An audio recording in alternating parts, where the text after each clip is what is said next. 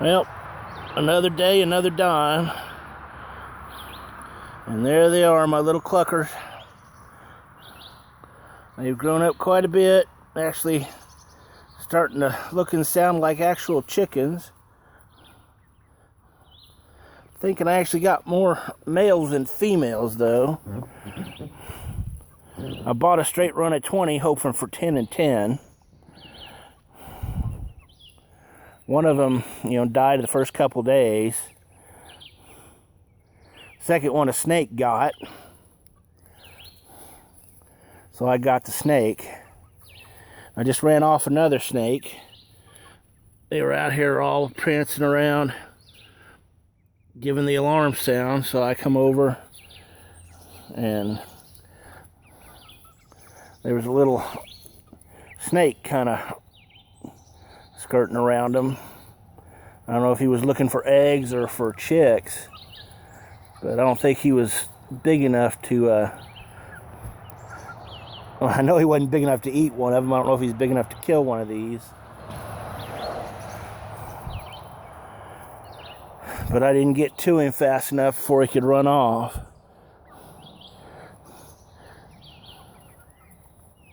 Yeah, they're messing with the apple slices I threw out.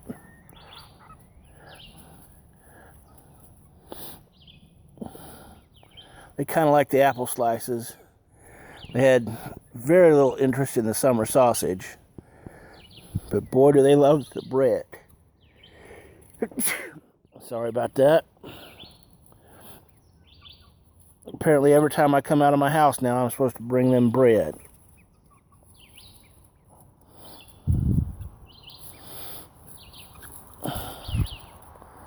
Yeah, they just run around. It'll be, several months before they start laying eggs. I'll wind up keeping one or two of the roosters.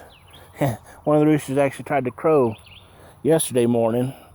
I haven't heard it do it since, but it was trying. But yeah, I'll keep one or two of the roosters and the hens to lay eggs and father and mother little chickens. That one was eyeing me just a minute ago.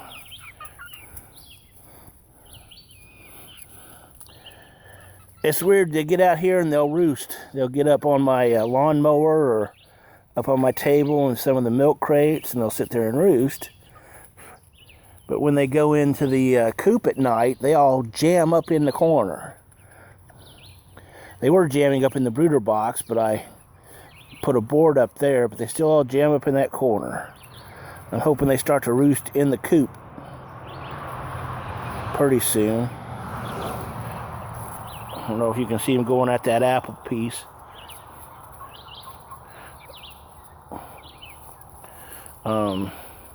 Last night one of them was sitting in the door, and when the door started to close, or maybe they're going after the ants that are on the apple pieces, that could be. When that door started to close, it came down on him. And he started to try to go out of the coop. And I had to put a stop to that, catch him and set him inside the coop. He was not happy with that. I also redid my automatic waterer. Hold on, I'll take you there and show it to you. Alright, there's the old automatic waterer that I pulled up. I need to cut it up, salvage what I can. The pipe's going around and everything. And this is the new one I made. See, the old one wasn't keeping up with the chickens. They would drink it all down, then overnight it would fill, but it was only doing it drip by drip. And I mean, drip, drip, drip. Water was not coming in very quickly at all. The new one here, water actually flows into it. When it's low, you can actually see the water flow. That's just a little little release valve. When it gets low enough, it pops open and water flows in. Got 6 openings for the chickens to drink out of. And that one there, I drilled the first hole there and found out it was too high. I was gonna have to put the float all the way down. So I just drilled another hole. Now the plan is, when I actually get the rabbits, I'll drill a hole near the bottom here and put another tote out there in the rabbit enclosure. Actually, I'm going to plan to do 2 totes because I was reading up on colony rabbits. They can be fiercely territorial. So I'll put one over there and probably one out there, so they have 2 places to drink from. And basically what I'll run into here and then through the pipe, it'll be real close to the ground. I'll put bricks on either side of it and then fill in dirt over it so it doesn't get stepped on. And with that, the rabbits will have something to drink as well.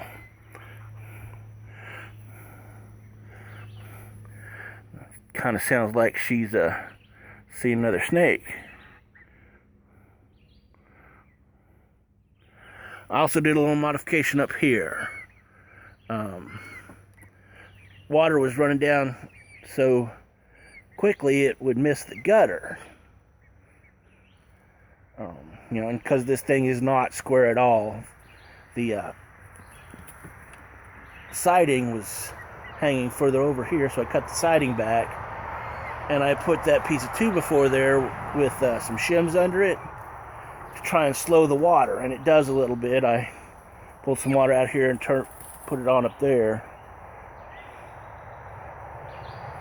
and it slows it down, kind of like a swale in a permaculture thing. Slows the water down and lets it fall into the gutter rather than just flowing off. Not perfectly, but better than it was. So little modifications all the way around. I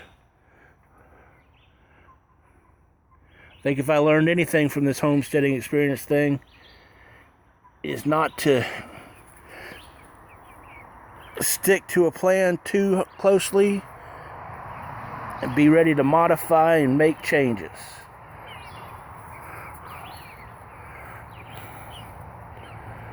Anyway, thanks for watching, and y'all have fun.